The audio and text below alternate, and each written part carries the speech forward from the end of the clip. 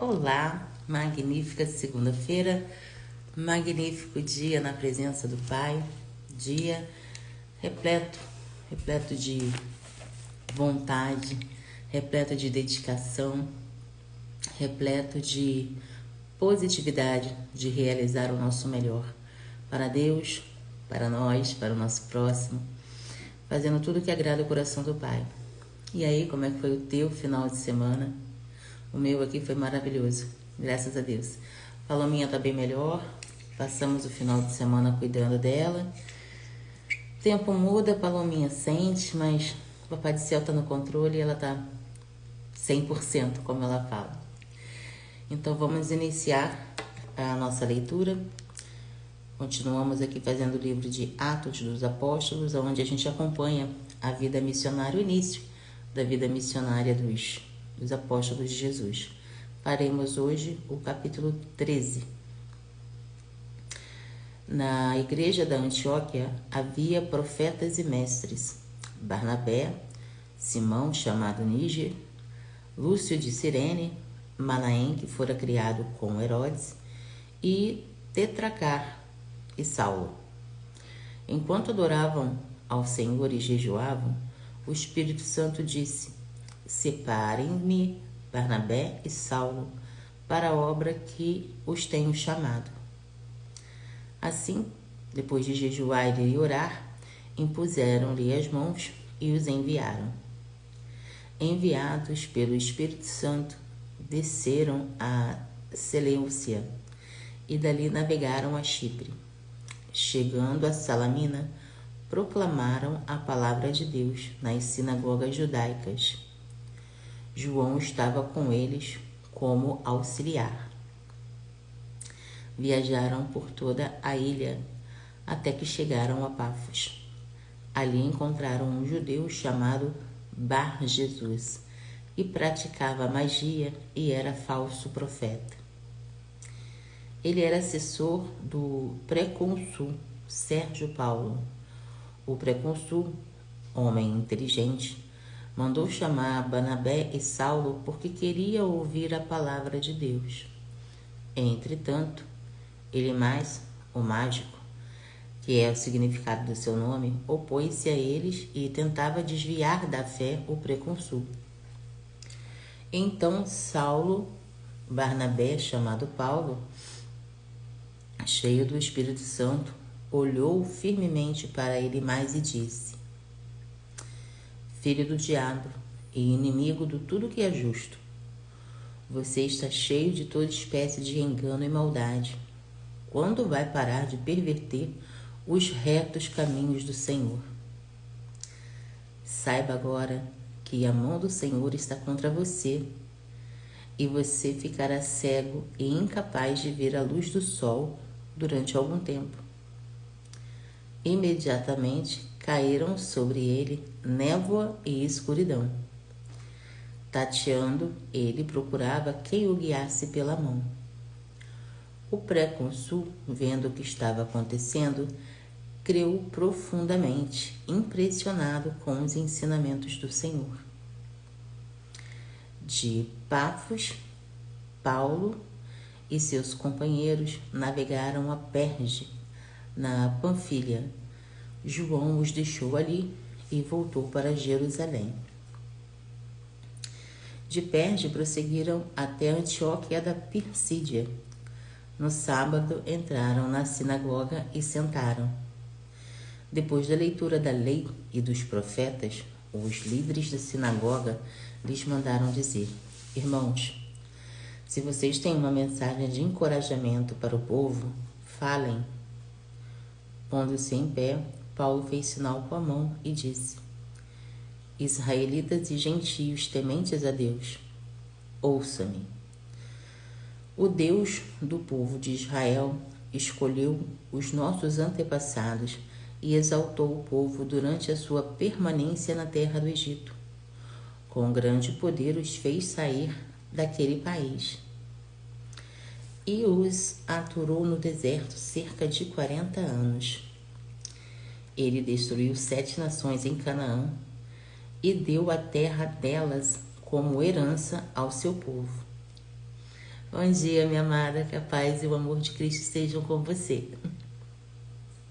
Já iniciei a leitura, a gente continua aqui acompanhando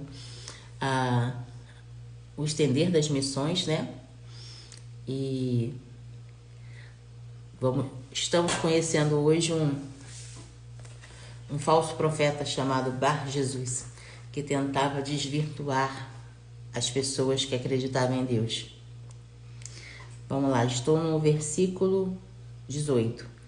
E os aturou no deserto cerca de 40 anos. Ele destruiu 7 nações em Canaã e deu a terra delas como herança ao seu povo. Tudo isso levou cerca de 450 anos. Ele aqui está contando para o pessoal da sinagoga onde eles estavam, quando tudo começou, quando as promessas do Senhor começaram. Então ele contou da libertação do povo do Egito, dos 40 anos que passaram no deserto e de todas as terras que eles tomaram sob o favor do Senhor em guerras para se tornarem de fato donos, né, da terra prometida. Tudo isso levou cerca de 450 anos. Depois disso, ele lhes deu juízes até o tempo do profeta Samuel. Então o povo pediu um rei, e Deus lhe deu Saul, filho de Quis, da tribo de Benjamim, que reinou 40 anos. Depois de rejeitar Saul, levantou-lhes Davi como rei, sobre quem testemunhou: encontrei Davi, filho de Jessé, homem segundo o meu coração. Ele fará tudo o que for da minha vontade. Da descendência desse homem, Deus trouxe a Israel o Salvador, que é Jesus, como havia prometido. Antes da vinda de Jesus, João pregou um batismo de arrependimento para o povo de Israel. Quando estava completando a sua carreira, João disse: quem vocês pensam que sou? Não sou quem vocês pensam, mas eis que vem depois de mim aquele cujas sandálias não sou digno de desamarrar. Irmãos, filhos de Abraão e gentios temente a Deus, a nós foi enviada esta mensagem de salvação. O povo de Jerusalém e os seus governantes não reconheceram Jesus, mas ao condená-lo, cumpriram as palavras dos profetas que são lidas todos os sábados. Mesmo não achando motivo legal para a sentença de morte, pediram a Pilatos que mandassem executá-lo. Tendo cumprido tudo o que estava escrito a respeito dele, tiraram-no do madeiro e colocaram num sepulcro. Deus, porém, o ressuscitou dentre os mortos. E por muitos dias ele foi visto por aqueles que tinham ido com ele da Galiléia a Jerusalém. Estes agora são testemunhas de Jesus para o povo. Nós lhes anunciamos as boas novas, o que Deus prometeu aos nossos antepassados. Ele cumpriu para nós, seus filhos, ressuscitando Jesus, como está escrito no 2º Salmo: você é meu filho, eu o gerei hoje. O fato de que Deus o ressuscitou dentre os mortos, para que nunca entrasse em decomposição, é declarado nessas palavras: eu dou a vocês as santas e fiéis bênçãos prometidas a Davi. Assim, ele diz em outra passagem: não permitirás que o teu santo sofra decomposição. Tendo, pois, Davi servido ao propósito de Deus na sua geração, adormeceu, foi sepultado com seus antepassados e o seu corpo se decompôs. Contudo, aquele a quem Deus ressuscitou não sofreu decomposição. Portanto, meus irmãos, quero que saibam que por meio de Jesus é proclamado o perdão dos pecados a vocês e de todas as coisas que não podiam ser justificadas pela lei de Moisés. Por meio dele, todo aquele que crê é justificado. Portanto, tenham cuidado para que não aconteça o que disseram outros profetas. Olhem, escarnecedores, admirem-se e pereçam, pois nos dias de vocês farei algo que jamais creriam se fosse contado. Quando Paulo e Barnabé estavam saindo da sinagoga, o povo os convidou a falar mais a respeito dessas coisas no sábado seguinte. Despedida a congregação, muitos dos judeus e estrangeiros piedosos convertidos ao judaísmo seguiram Paulo e Barnabé. Estes conversaram com eles, recomendando-lhes que continuassem na graça de Deus. No sábado seguinte, quase toda a cidade se reuniu para ouvir a palavra do Senhor. Quando os judeus viram a multidão, ficaram cheios de inveja e, blasfemando, contradiziam o que Paulo dizia. Então, Paulo e Barnabé lhes responderam corajosamente: era necessário anunciar primeiro a vocês a palavra de Deus, uma vez que a rejeitaram e não se julgam dignos da vida eterna. Agora nos voltamos para os gentios, pois assim o Senhor nos ordenou: eu fiz de você uma luz para os gentios, para que você leve a salvação até os confins da terra. Ouvindo isso, os gentios alegraram-se e bendizeram a palavra do Senhor, e creram todos os que haviam sido designados para a vida eterna. A palavra do Senhor se espalhava por toda a região. Os judeus, porém, incitaram as mulheres tementes a Deus de elevada posição e os principais da cidade. Eles, provocando uma perseguição contra Paulo e Barnabé, os expulsaram da sua região. Eles sacudiram a poeira dos pés em protesto contra eles e foram a Icônio. Os discípulos continuavam cheios de alegria e do Espírito Santo. O que a gente tira para nós aqui é quem tem a missão de levar a palavra, ele é ungido do Senhor, né? Porque a gente sempre fala que é a obra do Espírito Santo, a gente só precisa entregar a mensagem da forma que a gente puder. E aqui mostra mais uma vez que a palavra não é para todos, né? Você entrega a palavra e o Espírito Santo faz a obra. O coraçãozinho que aquela mensagem tem que chegar, ela vai chegar. E como não é para todos, a gente sabe que até o ímpio foi criado para o dia da ira do Senhor. Nós sabemos da vontade dele, que é pura, perfeita e agradável para aqueles que crêem, para aqueles que o temem, para aqueles que procuram estar sempre vivendo pelos princípios do Evangelho. E a gente traz para a nossa realidade para explicar que isso não significa ser perfeito. Perfeito só o Senhor. Nós buscamos, sim, nos modelarmos na perfeição de Cristo, mas a gente compreende que perfeito só o Pai.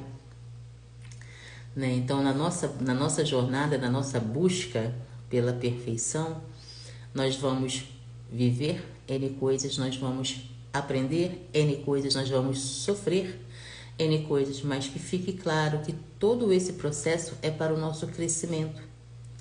Quanto mais a gente vive segundo os princípios da palavra, mais experiência nós temos.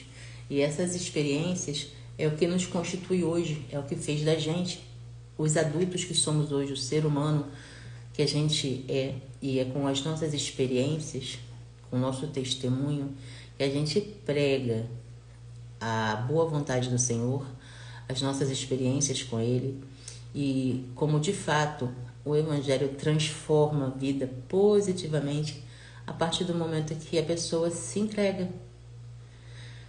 Quando a gente se entrega de coração e verdade, quando a gente acredita e deixa o Espírito Santo nos direcionarmos, não tem dificuldade que nos pare, não tem problema que nos tire a fé, não tem situação difícil que a gente não tenha a certeza de que depois que aquela fase passar, vem a bonança, como a própria palavra nos ensina. Depois da tempestade, vem a bonança.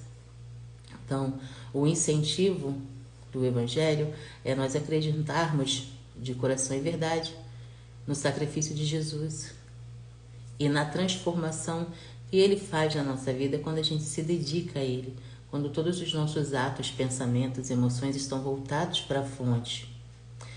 A gente olha para o que a gente vive hoje e há uma desconexão tremenda que a cada dia, a cada estudo que eu faço, fica mais claro que nós realmente, de fato, temos que levar a palavra, temos que entender, temos que a cada dia se alimentar do Evangelho, compreender o que aconteceu lá atrás, guardar no coração e aplicar na nossa vida, levando da forma que a gente entende, da forma que o Espírito Santo coloca no nosso coração.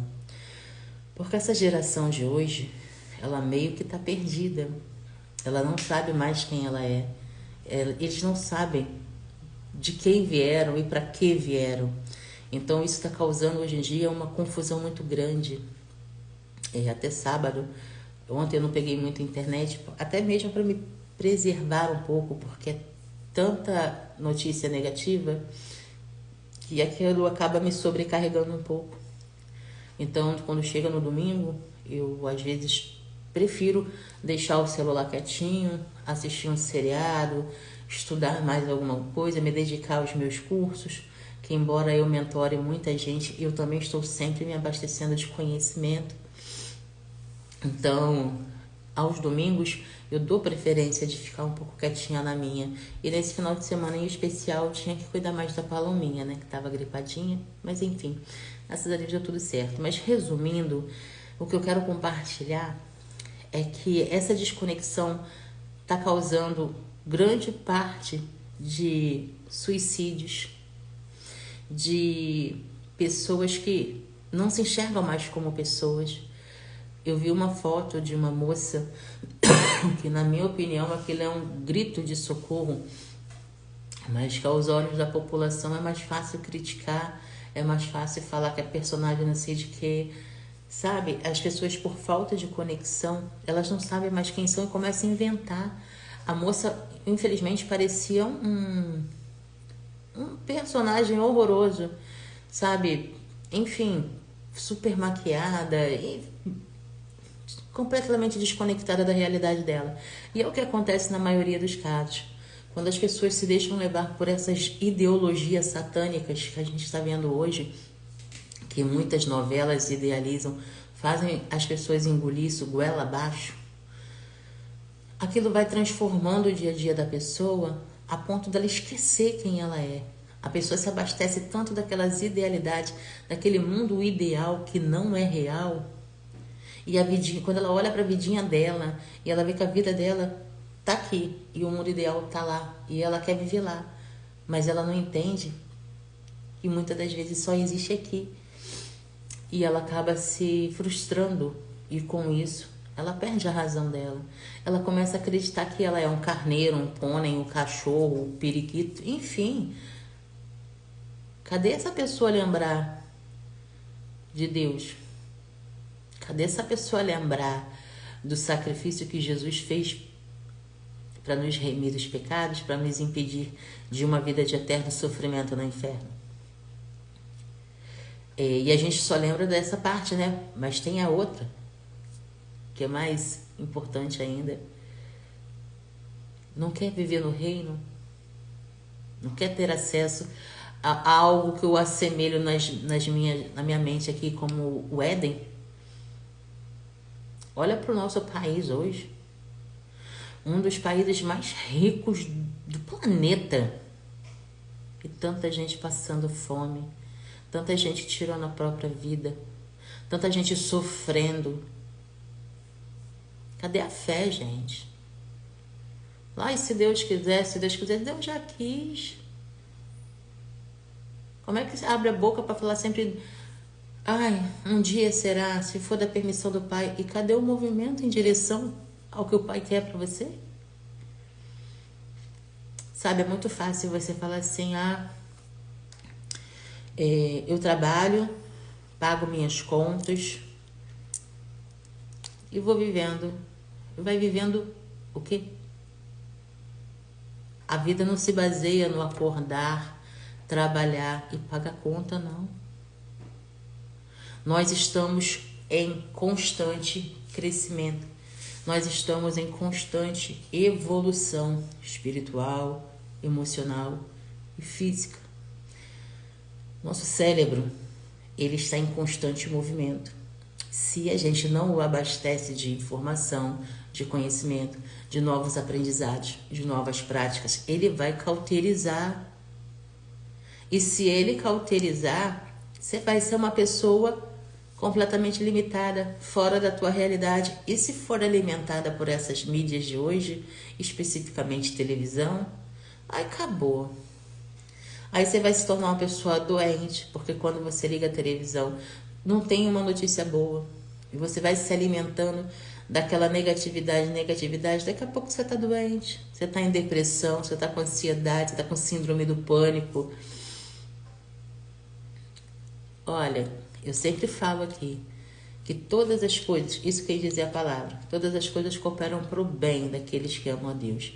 E Deus permitiu a internet, permitiu que o homem, né, que a glória de Deus é encobrir as coisas e dos homens é descobrir, né, as glórias do Senhor. Então, Deus permitiu a internet, assim como permitiu todas as coisas, mas para a gente usar o nosso benefício, para a gente crescer. Se eu estou me comunicando com você agora, é pela permissão do Pai. Antigamente eu lembro quando eu era pequena que existia o grupinho da igreja onde a gente fazia evangelismo. Todo sábado à tarde a gente saía, quase que nem as testemunhas de Jeová que batem de porta em porta. Na minha época era mais ou menos isso, mas era mais o povo jovem, o pastor, algumas irmãs. Então a gente ia levando, entregando os panfletinhos e falando da palavra, fazendo convite, né, para as pessoas visitarem a congregação. E você vê hoje que com a chegada da internet, o missionário não precisa sair de casa, né? Ele precisa entregar o evangelho e fazer a obra que o Papai do Céu manda, com a essência dele. Quando a gente entende como nós somos amados e despertos, o quanto a nossa vida pode ser inspiração positiva na vida do outro, sabe? A questão é a comunicação. Eu conversei com uma mentorada na sexta-feira e ela falou assim: poxa, eu fico indignada como você vai para a internet, você que ela diz, mulheres, né? Mulheres aleatórias. Você mostra seu corpo, você tem milhões de visualizações. Você fala pornografia, nossa, tua audiência vai lá na estratosfera.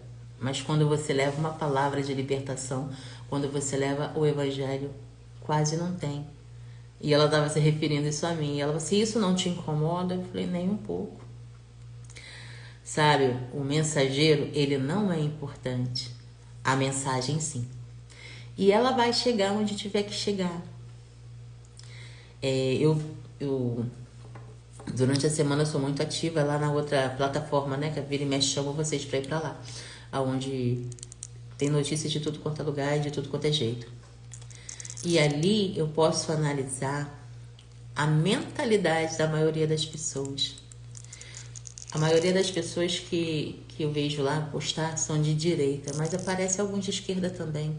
E quando a gente começa a analisar o perfil daquelas pessoas, eu nem sinto pena, sabe? Por quê? Porque Deus criou o ímpio pro dia da ira e a obra dele, só que é impossível você não observar o tamanho da desconexão que algumas pessoas se prestam a viver, né? E eles têm uma concepção de vida que é o exemplo de como não ser. Pessoas imediatistas que só pensam no hoje, só pensam no, sabe? Não tem visão próspera, não tem uma visão de prosperidade. Eu não digo prosperidade só financeira, eu digo em todas as áreas da vida. Porque a nossa vontade, ela tem que estar alinhada com a vontade do Senhor para a gente crescer. Não adianta eu só pensar em mim e no meu hoje, se eu não penso no meu próximo, se eu não posso ser útil na vida de alguém, se eu não posso servir de alguma forma. Então, na minha concepção, é um pouco incompreensível às vezes. Mas quando a gente estuda e ama o próximo como Deus nos manda, A gente só consegue ser misericordioso. Então, às vezes, tem uma pessoa ali te apedrejando, te ofendendo, e eu tô ali tranquilona. Fique em paz, a salvação ela é para todos, mas precisa buscar, precisa acreditar. E eles não entendem, sabe? É nítido. Eles não entendem a minha linguagem. Aí dentro de mim o Espírito Santo fala: sai daí, a mensagem não é para ele. Segue, muda a metanoia. E a gente continua fazendo o nosso trabalho de formiguinha aqui, que eu chamo carinhosamente de a voz que clama no deserto, que nem João Batista. Porque é bem assim. E como a gente viu no final desse capítulo que a gente estudou, não importa se vão gostar da gente, não importa se não vão entender a gente. No final a gente protesta que nem os apóstolos fizeram. A gente pega a sandalinha, tira a poeirinha e segue em frente com o coração repleto de alegria do Espírito Santo. Porque é assim que ele faz. Sabe, não importa a fase, não importa o momento. Quando você tem Deus, você tem tudo. Tem um drive mental que a gente fala aqui em casa, aí, Palominha, que assim, quem ora pra tudo não se preocupa com nada. Então, é basicamente assim que eu procuro enxergar qualquer adversidade, qualquer coisa negativa que se levante. Quem ora por tudo não se preocupa com nada. Quem tem Deus, tem tudo. Então, é assim que essa mensagem que eu quero deixar hoje para você frisar aí no seu coraçãozinho. Eu vou fazer as reflexões para a gente tirar as lições, para a gente guardar, né? As partes mais importantes do texto. E lembrando que qualquer dúvida que restar, qualquer orientação que venham a precisar, o meu direct está à disposição aí, tá? É só chamar. Os outros estudos ficam salvos, assim como esse também, aqui no Insta e lá no YouTube também.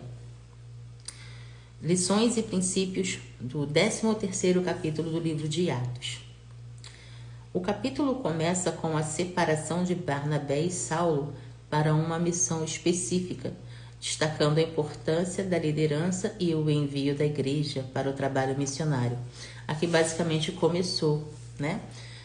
O Espírito Santo levantou os 2 profetas e os enviou a uma cidade específica. A partir dali, eles começaram a sua caminhada, a sua missão de levar o evangelho de cidade em cidade.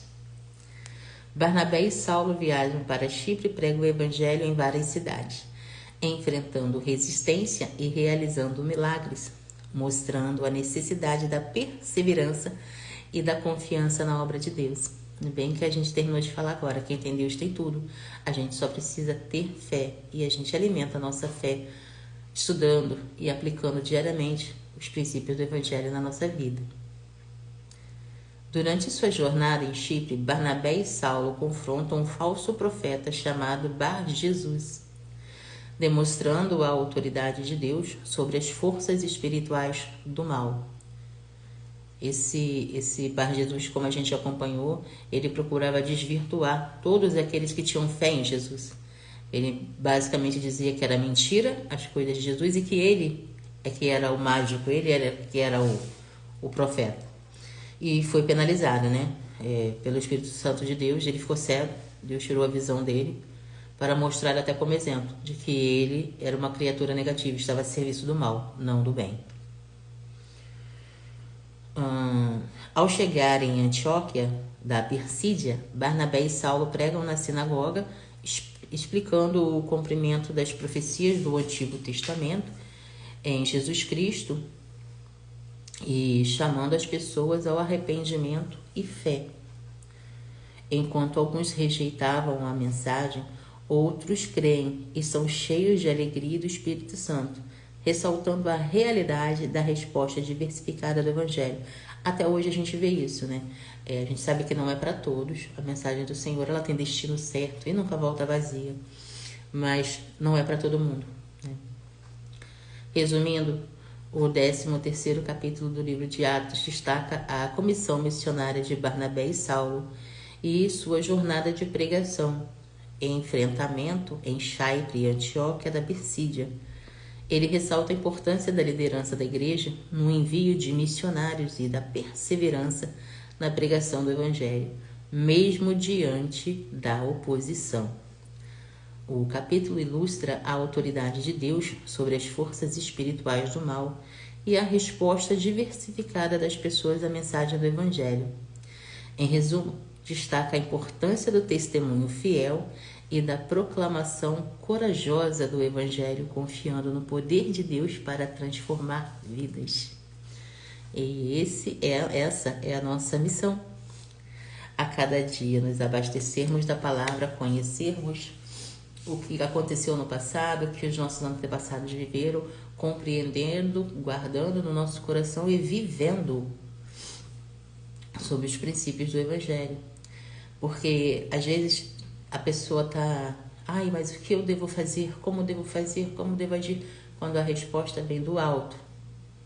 Quanto mais a gente se conecta ao Pai, quanto mais relacionamento a gente cria com Ele, mais Ele fala dentro de nós. O que a gente precisa fazer é praticar. Aqui em casa tem outro drive mental que a gente fala assim, quanto mais você pratica, mais fácil fica. Então, a minha filha tem 7 anos. Então, tudo que eu posso fazer para deixar ela com uma mentalidade próspera, temente ao Senhor sobre todas as coisas, né? Eu faço. E é importante perceber que às vezes você ensinando uma criança, você acaba praticando em si próprio. Então, eu falo para a Palominha assim, Palominha, quanto mais sábia eu fico, mais humilde sou. Porque eu entendo que eu tudo posso em Deus que me fortalece. Essa é a verdadeira humildade. É você saber que tudo que você acessa, tudo que você aprende, tudo que você transborda é pelo favor do Pai. Acima de nós tem um Deus que criou todas as coisas, que nos criou e nos ama de tal forma que a cada dia nós somos agraciados com um novo conhecimento que nos faz prosperar, nos faz nos aproximarmos dele cada vez mais até a volta do nosso Senhor Jesus, que é o que mais a gente clama ultimamente, né? Então, encerrando esse estudo de hoje, eu convido você para orar comigo, para a gente agradecer por essa segunda-feira, por essa semana que está sendo iniciada, aonde será de muita bênção, será de muita produtividade e em todos os momentos a constante presença do Senhor. Oremos, irmãos. Pai amado, a Ti rendemos graças porque Tu és bom e em tudo nos ouve.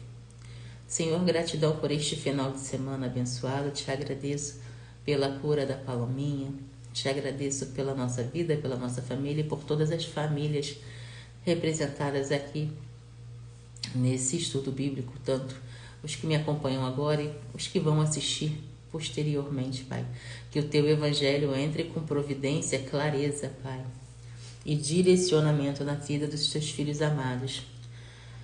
Pai, que cada um compreenda que a fase que vive hoje não define quem eles são. E além dos problemas, além da negatividade, eles consigam enxergar o Teu amor. Eles consigam enxergar que o que a gente chama de problema, de desafio, o Senhor chama de treinamento. O Senhor chama de forjar. Estamos sendo forjados, estamos sendo lapidados, estamos sendo destruídos para a edificação de um vaso novo. Pai, que todos os Teus filhos amados tenham a consciência que a Tua vontade é boa, perfeita e agradável para a vida daqueles que creem. Então, quem tem fé, acessa, além do que quer, se a vontade está de acordo com a Sua, Senhor. Que tenhamos todos essa clareza de que nós tudo podemos em Ti, diariamente, que está sempre nos capacitando, direcionando, transformando a fazer a vontade do Pai. Pai, te louvo e te agradeço por todos os coraçãozinhos que me ouvem, todas as pessoas que se sentem tocadas pelo Teu Evangelho. Gratidão pela vida dessas pessoas, gratidão pela edificação que a Sua palavra tem feito. Mudanças de metanoia estão sendo a cada dia firmadas para a Tua honra e glória, Pai. Que a cada dia mais e mais mulheres sintam desejo no seu coração de edificar suas próprias vidas. Que a cada dia mais e mais mulheres descubram, Pai, o quanto são amadas, o quanto são mais que vencedoras em Ti, Senhor. E elas se descubram quem são e para que servem. Tenham suas vidas transformadas, Pai, e edificadas, e comecem assim a levar a Sua mensagem também. Cada um de nós tem uma mensagem que pulsa aqui, que transborda, que a gente tem que falar. e que a cada dia mais e mais mulheres descubram essa mensagem e transformem a sua vida e edifiquem a vida do próximo com o seu testemunho, porque essa é a sua vontade, Pai. Pai, eu te peço pelos irmãos do Rio Grande do Sul, força, perseverança e constância. Aquele povo é um povo muito abençoado. O Senhor sabe todas as coisas. Então, eu peço humildemente a sua presença na vida de cada um. Aquelas pessoas, aquelas famílias batalhadoras que vão se reerguer, vão estabelecer suas moradias, seus trabalhos e terão suas vidas edificadas para a tua honra e glória, Pai. Te entrego Israel, o Senhor sabe também todas as coisas por lá, Senhor. Sabemos que a vinda de Jesus está próxima, então a cada dia nos fortaleça, Pai, para nós vivermos a cada dia segundo a sua vontade, eliminando e afastando do nosso coração tudo que não te pertence. Te entrego a minha família, a todas as famílias das pessoas que me acompanham aqui, que sejamos de fato canais de bênção, sejamos pessoas edificadoras, sejamos pessoas que não nos permitimos sujar com nada que não venha do Senhor, Pai. Eu peço e agradeço em nome de Jesus. Amém. Abastecidos, agraciados e cheios da alegria do Espírito Santo. Vamos lá? Vamos fazer um magnífico dia na presença daquele que nos ama tanto. Sejamos todos luz e sal na terra. Rose, te amo, meu amor. Fica com Deus. Um excelente dia. Beijo no teu coração e até o próximo estudo.